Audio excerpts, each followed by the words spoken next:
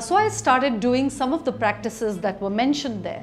In particular, there was a practice of being in touch with our own hunger levels and eating according to our hunger levels. So I started practicing eating only when I was hungry. I started paying attention to when I felt hungry, what did those pangs feel like? What kind of sensations did I get?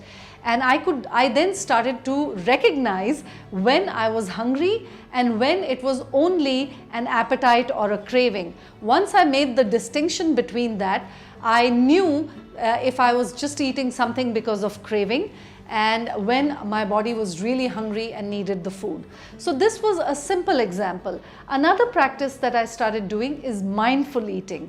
And what that means is simply putting your attention on all your 5 senses when you're eating something. So you make sure that before eating something, you really look and appreciate at what is on the plate. So really look at it with your eyes, appreciating the colors, the shapes, and so on.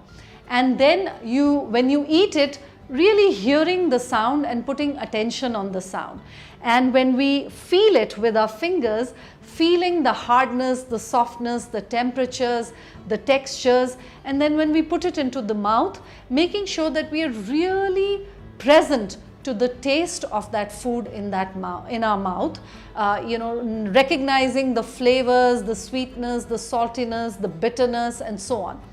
That way, I got more out of my food than I ever did before, and even the pleasure of eating that food was heightened. So the satiation came sooner. These two were the fundamental practices that changed my relationship with food.